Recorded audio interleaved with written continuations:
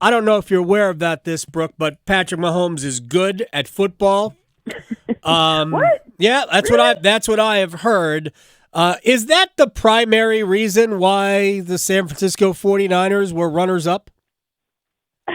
You know, I guess it's so hard to say, though. I keep going back to my Super Bowl prediction that I don't think my full answer for my MVP prediction ended up being printed on ESPN.com, but my prediction was that the Chiefs would win, Patrick Mahomes would be the MVP, but in parentheses I said, but it really should be Steve Spagnuolo, but coordinators can't win MVP. And sure enough, that's exactly what happened. I mean, I think obviously Mahomes is a big reason for it, but man, he's got to cut the MVP trophy into pieces, in Mean Girls when Katie Heron snaps the crown and throws it out to the crowd.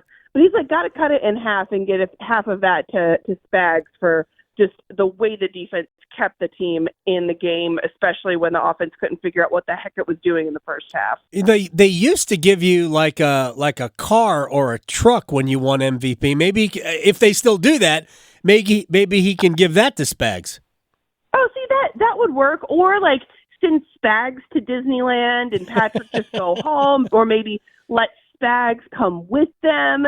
But I mean, Spags deserves so much credit, and Chris Jones had an amazing game, especially in the second half. I just think that the defense as a whole, I mean, football is such an offensive game, and obviously that's why quarterbacks seem to win the MVP every year, but this game was all about the defense.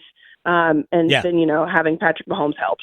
Yeah, it does. It was funny. I was watching a lot of the post-game coverage, and Jones was asked. Actually, at this point, I was watching ESPN. I was watching Berman and Booger McFarland, Chris Berman was in his element, man. These guys were excited to talk to him. And was it whether Travis Kelce was dropping Berman references, circle the wagons? And Berman was like, yeah, talk to me about it. But they asked Jones about that 3rd and 4 play. I think it was a 3rd and 4. I don't remember which one it was, where Jones was unblocked. And Jones was like, yep, God is good. That's the first thing I thought of when they didn't block me on that play.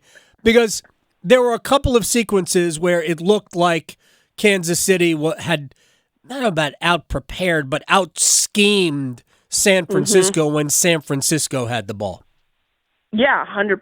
I think that the story of the Chiefs season is the small adjustments, I think, that was made on the offensive and the defensive side throughout the course of the season when things weren't going right, and then that all culminated in the Super Bowl. And I'm so conflicted about how I feel about Kyle Shanahan, because he has coached so well and has assembled such an impressive collection of guys, but just can't get it done in the Super Bowl. And at that point, does it even matter what you've done all season if you can't win the big thing, if you can't have your team prepared for some of these situational moments in the Super Bowl? And the Chiefs just showed, this is what happens when you've been to this many Super Bowls and been in this many tight situations. Right. And Chris Jones is one of my all-time favorite players to interview, to be around. He's just a ball of energy and is so happy all the time. And so, especially given the contract situation, the holdout, all of that, I'm pretty sure he gets a significant bonus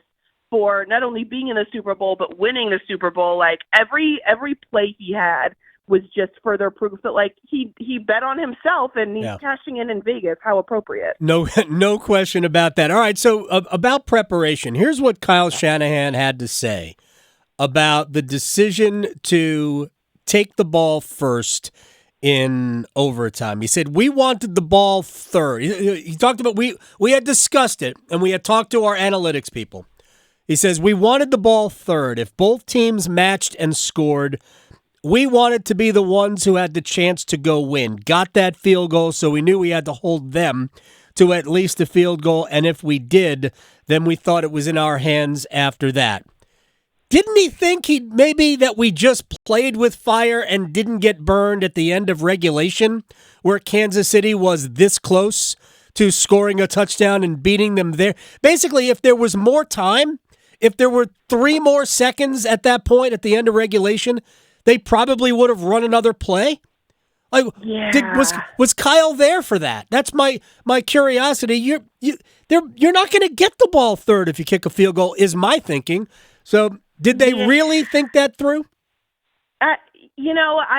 To me, when I hear the 49ers players saying, "Oh, we didn't realize that there was a change in the overtime rules in the Super Bowl or in the playoffs," I think that is just such an indictment of Shanahan. And again, like, he is an offensive whiz and does prepare his team so well, but like, it almost seems like he didn't account for all of the variations of things that could happen, which is a huge issue in the Super Bowl, especially when the Chiefs are saying, like, no, we've known what we were going to do and what we needed to do for weeks. And I think that when you're playing the Chiefs, you can't start, predicting what's going to happen 3 possessions ahead of time. Like, you have to take it.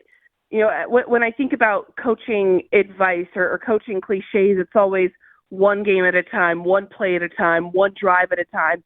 And Shanahan kind of broke that, like, the one thing you can't do in coaching, and that's look ahead. Like, there's planning and there's being prepared, and there's, like you said, putting the cart before the horse there and planning for the third drive. And, like, you've got to get through the first 2 first. Right. And so I think that was just a really bad decision by the 49ers. I was watching with my husband, and I was like, I don't understand their decision to take the ball. And he said, well, maybe it's because their defense is so tired. They just were out there. Like, okay, I kind of get that, but man, when I look at the fact that they barely survived that Chiefs last drive, you're going to give Patrick Mahomes a chance to win the game in overtime in the Super Bowl. What are you thinking? I don't care what your analytics say. You have to factor in Mahomes, and that just changes the equation entirely. It's not that there's not an analytic for that. No, there's not. That he's the ultimate X factor. You simply can't calculate that. Brooke Pryor from ESPN is joining us at BE Pryor on Twitter.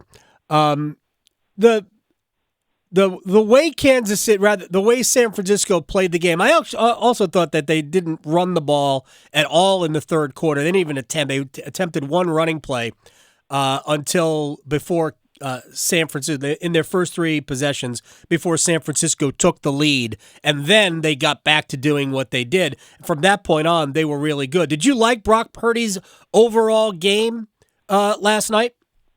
I did. I didn't think that he did anything to lose the game. Now, is that what you want out of a quarterback in the Super Bowl? Probably not.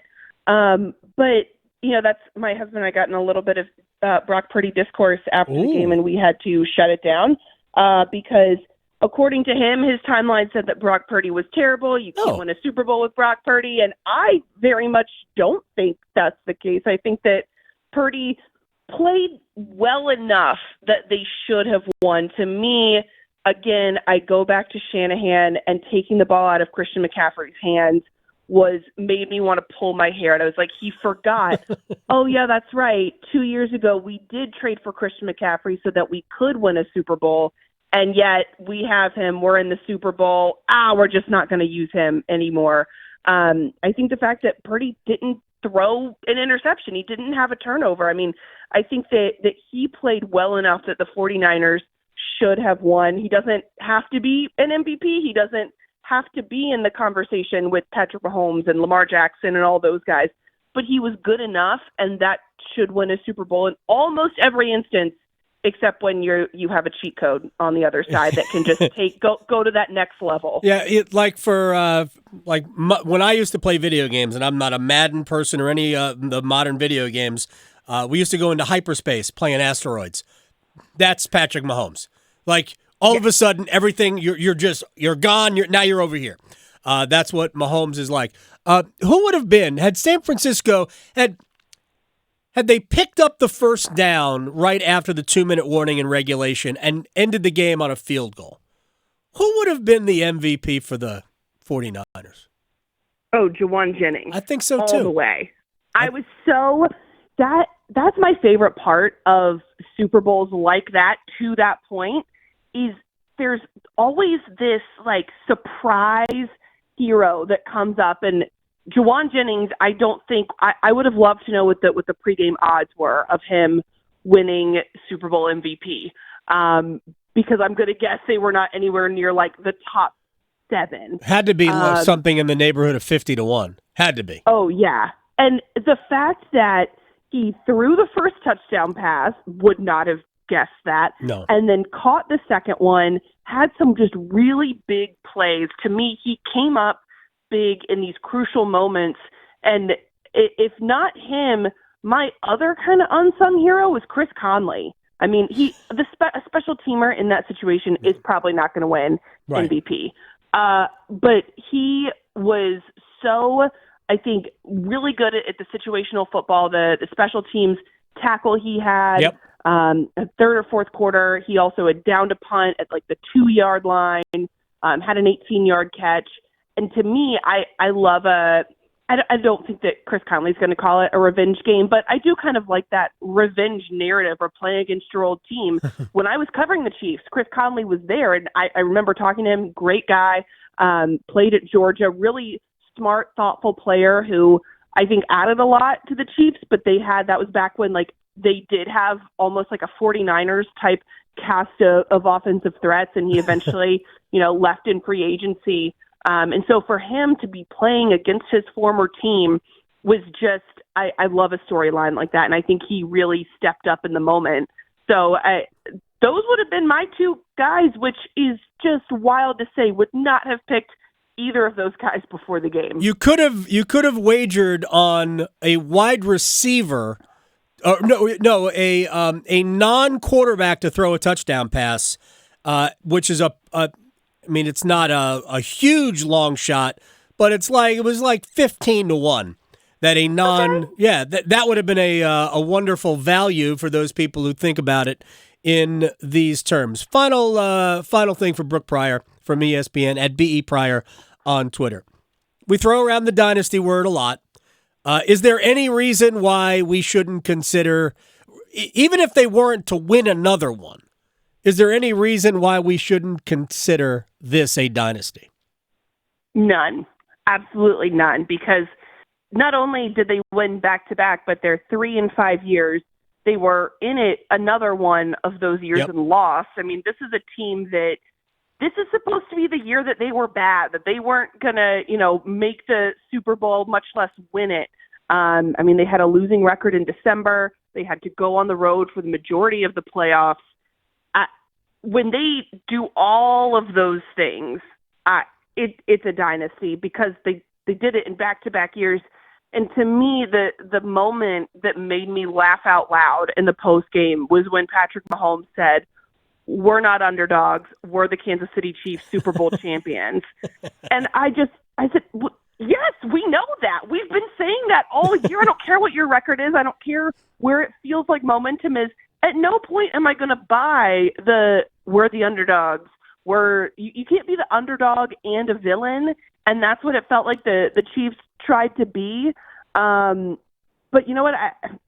Whatever works, whatever chip you've got to keep on your shoulder to win the big one. I mean, this is a team that don't let their record ever fool you. As long as Patrick Mahomes is the quarterback, as long as Andy Reid is a head coach. And I think even after Andy Reid, eventually retires, I don't get the sense that is happening now that he's won another Super Bowl. But as long as those guys are in place, the Chiefs, to me, will always be the Super Bowl favorites. I don't care what Vegas says. I don't care what the odds say.